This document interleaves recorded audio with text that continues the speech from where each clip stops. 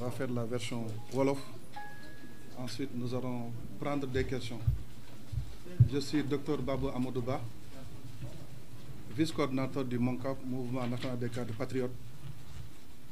Le coordonnateur, le ministre Daouda est absent, il est en mission à Ziguinchor, raison pour laquelle il n'est pas là aujourd'hui. Donc, mesdames et messieurs les journalistes, chers compatriotes, le 1er août 2025, sous l'impulsion du Premier ministre, le gouvernement a présenté le plan de redressement économique et social du Sénégal. C'est une feuille de route ambitieuse, réaliste et souveraine pour mettre le pays sur les rails. Mais face aux tentatives de manipulation, de désinformation, de mauvaise foi que nous avons constatées au niveau de la presse, le mouvement des CRA prend ses responsabilités et vient aujourd'hui parler au nom des faits, de la rigueur et de la vérité. En tant que mouvement des cadres, nous avons l'obligation de venir parler aux Sénégalais pour défendre et expliquer davantage ce plan de redressement économique et social.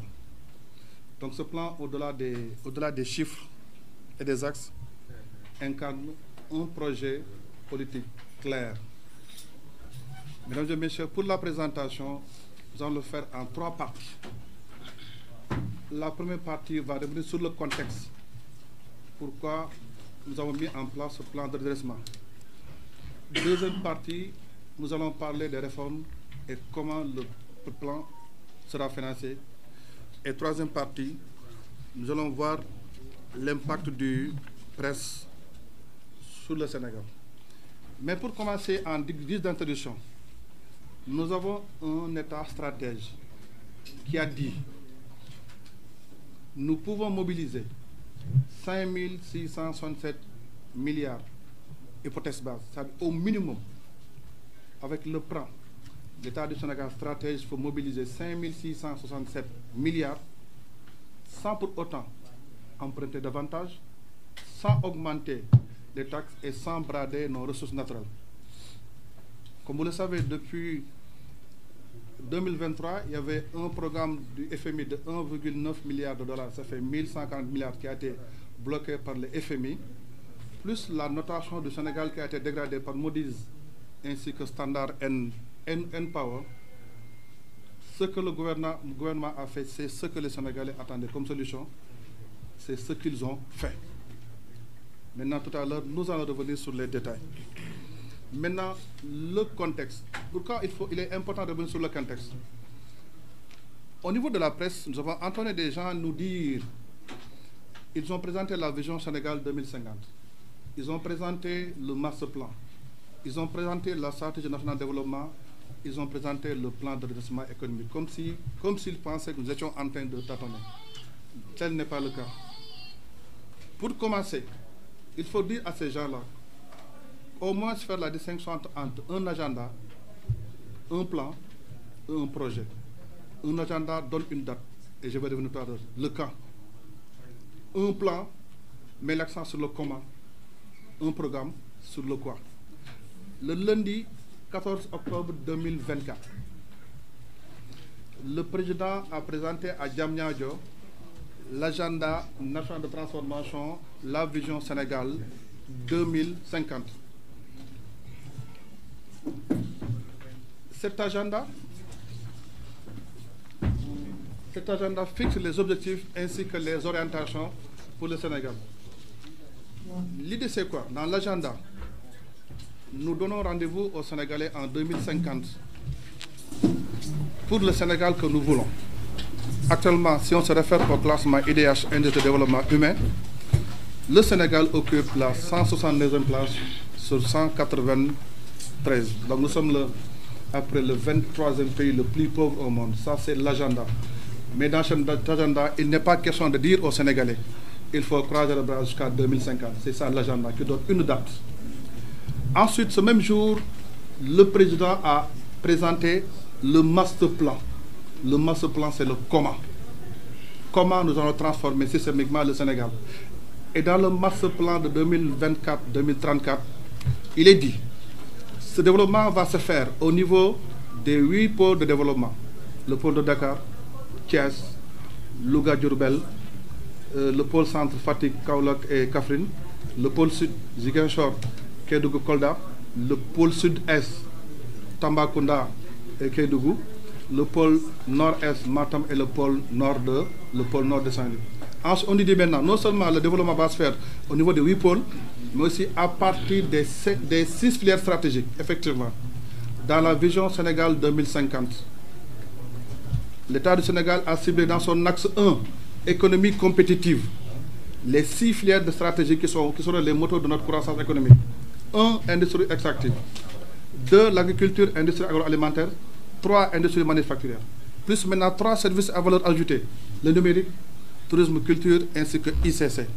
Le comment, on l'a dit dans le master plan.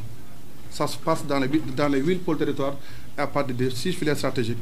Maintenant, puisque le président de la République a été élu pour un mandat de 5 ans, à partir du master plan de 10 ans, on a sorti un plan quinquennal, la stratégie nationale de développement, SND 2024-2029.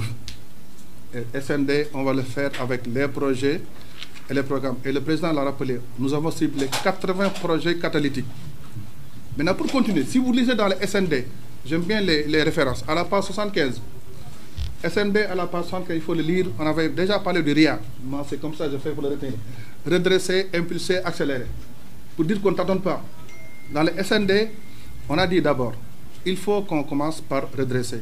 Le plan de redressement de manière globale consiste à rétablir l'équilibre macroéconomique et à mobiliser les Sénégalais autour de la vision. C'est important. Pourquoi on a dit déséquilibre macroéconomique? Parce qu'il y a eu des problèmes sur lesquels on va y revenir. Mais l'option d'être présenté devant les Sénégalais, ce n'était pas le hasard. On peut faire notre circulaire, mais le gouvernement a fait l'option de le présenter devant les Sénégalais pour regrouper l'ensemble des Sénégalais autour de la vision Sénégal 2050 et pour mobiliser les acteurs autour de la vision stratégique. Donc ça, c'est le plan de redressement 2026-2028. Ensuite, il y aura forcément un plan d'impulsion. Et ce plan d'impulsion, ça sera un plan de 2026-2034. Et l'impulsion maintenant, c'est pour mettre en place les projets catalytiques qui vont amorcer le développement. Ensuite, à partir de 2028, il y aura maintenant le plan d'accélération qui va aller jusqu'à 2030. Voilà un peu pour montrer que le link qui existe entre la vision Sénégal 2050, le master plan de 10 ans, la SND de 5 ans et le plan de redressement de 3 ans. Voilà pourquoi il fallait revenir en se disant qu'il n'y a pas de tâtonnement. Maintenant, pourquoi il faut redresser? Il faut redresser pour plusieurs raisons. D'ailleurs, si vous vous rappelez, le lundi 14 octobre, lors du lancement de la vision Sénégal 2050, c'était fait en 3 parties. Dans la première partie, on a fait un diagnostic du Sénégal de 1960 à 2023. Et tout ce qu'on a constaté, une économie qui est désarticulée, endettement chronique, etc. Mais malgré cela, lorsque nous sommes arrivés au pouvoir, on a appliqué le code de transparence dans la gestion des finances publiques, qui était une directive de l'UEMOA de 2009 et qui a été légiférée article en loi le 27 décembre 2012, qui dit dans ce 1.7, 3 mois après un nouveau mandat présidentiel. Nous avons fait l'audit des finances publiques. Et nous avons constaté ce que vous avez déjà sur la déficit et sur la dette. Après le point de presse du PM Ousmane Sonko, le 4 octobre, le Sénégal est dégradé par Moody's. On était à BA3, on passe de BA3 à B1. Mais il fallait aussi que ce chiffre-là soit certifié par la Cour des comptes. La Cour des comptes a travaillé sur le document. Et le 12 février 2025, la Cour des comptes valide ce dossier. On était à 97,7% de déficit, de taux d'endettement et déficit de 12, mais le FMI avait bloqué en disant qu'il fallait maintenant qu'on continue. C'est dans cette optique que nous avons pris le cabinet Mazars. Et Mazars est allé jusqu'au 31 décembre 2024. Je vous rappelle que l'audit, c'était jusqu'au 31 décembre 2023. Mais lorsque Mazars a fait le travail jusqu'au 31 décembre 2024, la dette du Sénégal en valeur absolue, c'était 23 273 milliards. Ce qui fait un taux d'endettement de 119%. Et le déficit de 14%. Parce que dans la LFI que les autres avaient voté, on était à 840 milliards de déficit. Lorsqu'on est passé au niveau de la LFR, on est passé à 2369. Donc voilà les constats. Maintenant, compte tenu de tout ça, il fallait maintenant redresser. Pour montrer que ce redressement n'a jamais été question de... On n'a pas tâtonné. Parce qu'on ne pouvait pas continuer de cette manière. Donc voilà un peu la première partie. Maintenant, la deuxième partie, c'est comment on redresse. Là aussi, on a divisé en deux parties. Il y a les réformes et les financements. Le redressement va forcément passer par des réformes. Et la première réforme concerne la réforme sur le code des investissements, qui est en cours. Et si vous lisez bien, au niveau de la LFR, on a non seulement annoncé la réforme sur le code des investissements, nous avons annoncé la réforme sur le code général des impôts. Donc il y aura des réformes sur le code des investissements, réformes sur le code général des impôts et réformes sur la commande publique. Tout à l'heure, on va y revenir, parce qu'il est question de rationaliser les dépenses de l'État. Et qui dit dépenses de l'État? L'État dépense de 6 manières. Catégorie 1 des dépenses, c'est l'intérêt de la dette. Catégorie 2 des dépenses sont les dépenses du personnel, les salaires. Catégorie 3 des dépenses sont les acquisitions de biens et de services. Catégorie 4 des dépenses sont les investissements. Maintenant, 5e et 6e sont les transferts courants et les transferts en capital. Troisième chose maintenant, la rationalisation des agences. On va revenir tout à l'heure dans les détails, ainsi que le projet de loi. Donc, ce redressement, on va le faire parce qu'il y aura des réformes qui vont le précéder. Mais le plus important, c'est quoi? Comment cette réforme sera financée? Et là, je reviens encore sur le SND. On ne tâtonne pas. Sur le SND 2024-2029, il est question de le financer à hauteur de 18 496 milliards exactement. Il faut les déjà lire. On devait les financer à hauteur de 18 496 milliards, dont les 60,3% doivent être supportés par l'État, les 14 par le secteur privé et les 24 par le PPP. Et dans les PPP, l'État devait supporter les 30%. Mais si on le divise en deux parties, en public et en privé, l'État va financer à hauteur de 69,3% et les 30,7% c'est pour le privé. En valeur absolue, ça fait 12 800 milliards pour l'État et 5 600 milliards pour le privé. Maintenant, un État stratège nous dit, sur la SND que vous voulez faire pendant 5 ans, moi pendant 3 ans, je peux sortir en minimum, le tout, 5 667 milliards. Il n'y aura pas de dette, il n'y aura pas de taxes supplémentaires et il n'y aura pas de bradage des retours nationaux. C'est pourquoi il faut le linker avec les SND. Les SND, on a besoin de 12 496 milliards. Et c'est un minimum. Et si on devait aller au maximum, ça serait 12 000 milliards. Hypothèse basse, c'est 5 700. Maintenant, hypothèse haute, c'était 12 000 milliards. Pour l'instant, on a 5 667 milliards. Il nous dit maintenant, comment on peut le financer de 4 manières. L'État nous dit, moi je peux rapidement sortir 50 milliards, rien qu'en rationalisant les dépenses de l'État. On commence par la ligne 3, acquisition des biens et de services. Nous savons tous que dans le code des marchés publics, il y a appel d'offres, DRP, etc. Il dit maintenant ce qu'on va faire, il faut comme une centrale d'achat où on va centraliser l'ensemble des achats de l'État. Et en le centralisant, forcément, on fera des économies d'échelle. Et il n'y aura pas de surfacturation. Le PM l'a dit la dernière fois, le coût de la surfacturation, à peu près, c'est 18%. Deuxième levier, c'est diminuer la taille de l'État. Là aussi, c'est un travail qui a été effectué par l'État du Sénégal. Pour un peu expliquer le travail de l'État que les gens ont fait, on a souvent le secteur public et le secteur privé. Dans le secteur public, il y a l'administration publique et le secteur parapublic. Dans le parapublic, il y a l'administration centrale, les collectivités territoriales et les structures sociales, c'est-à-dire les presses et la caisse de sécurité sociale. Diminuer la taille de l'État, les structures, les agences qui font la même mission, on peut les fusionner. Et l'autre élément maintenant, c'est rationaliser les dépenses de l'État. Rien que pour ça, notre État stratège peut sortir 50 milliards. Deuxième moyen, c'est le financement endogène hors endettement.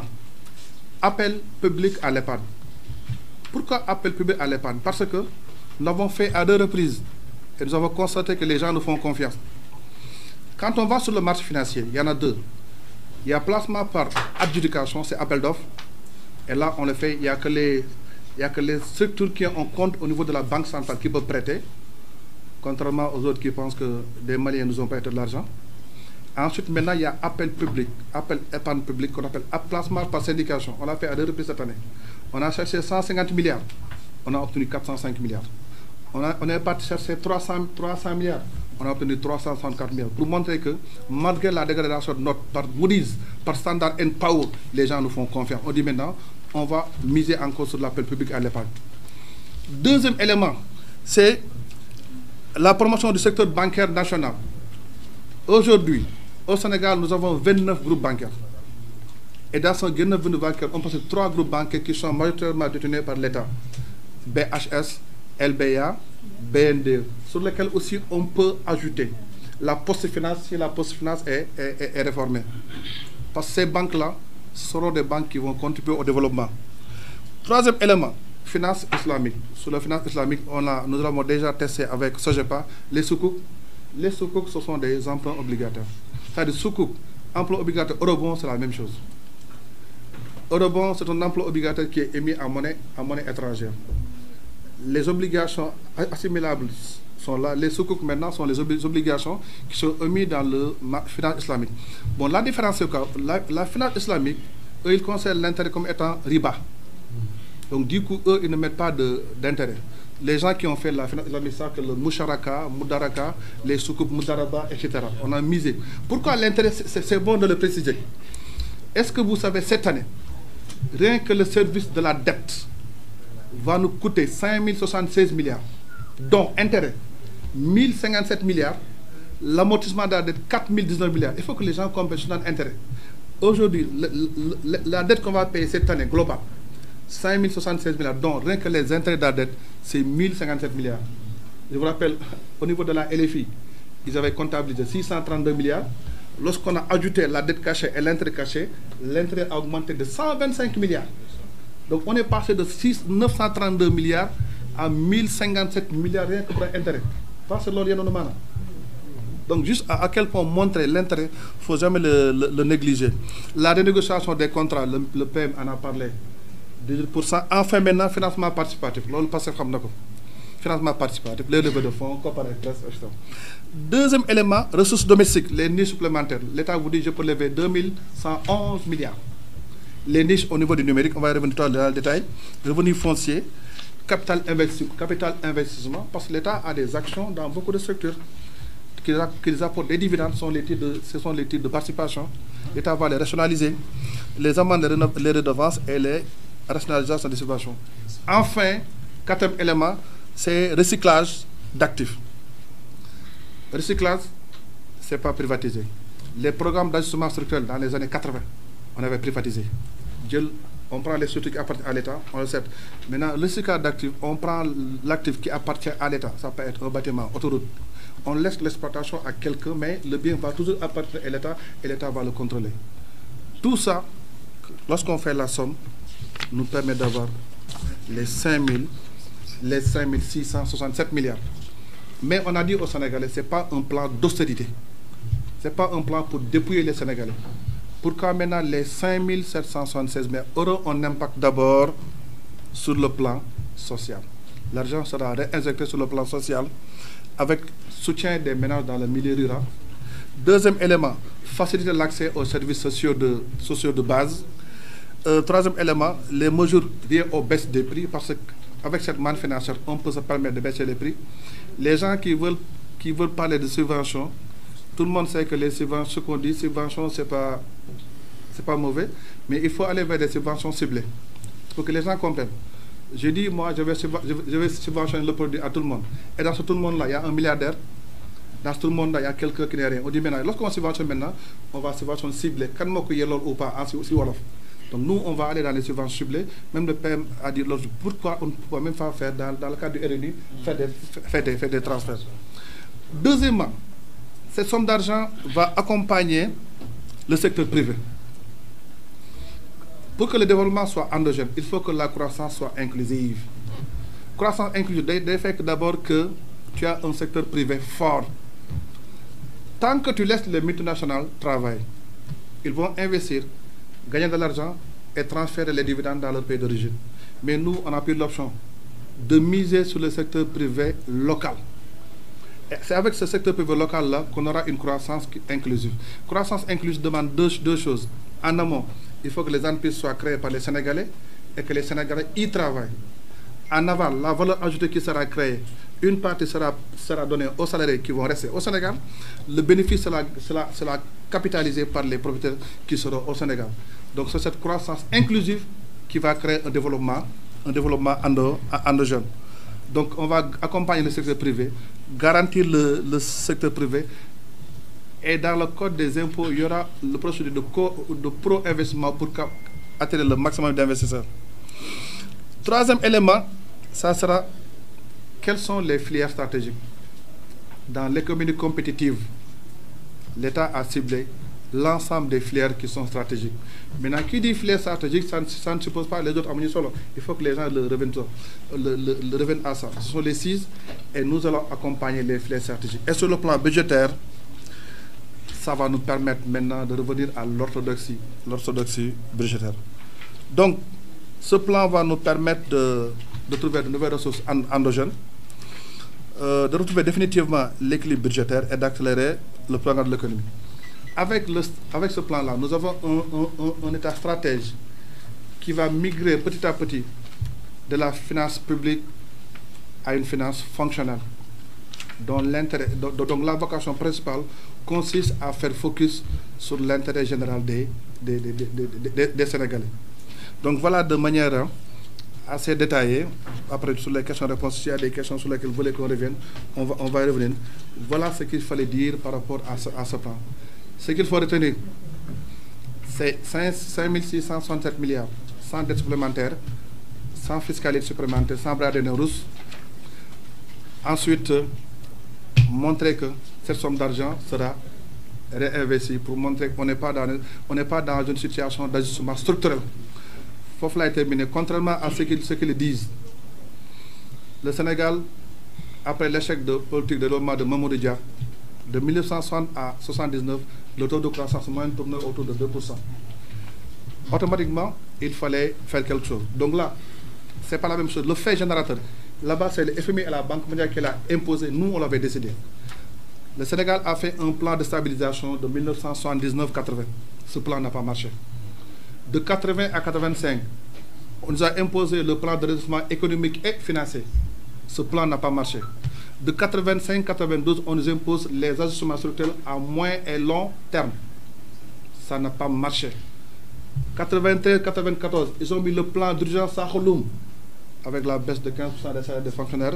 Ça n'a pas marché. 94, on nous a dévalué. Et 96, on a mis officiellement le Sénégal parmi les PPT, pays pauvres, très endettés. Et depuis là, nous sommes en train de lutter. Donc nous, ce n'est pas un plan qui a été dicté. On n'est pas en austérité et on n'est pas en ajustement structurel. Voilà ce qu'on a voulu partager avec les Sénégalais. Et je vous remercie.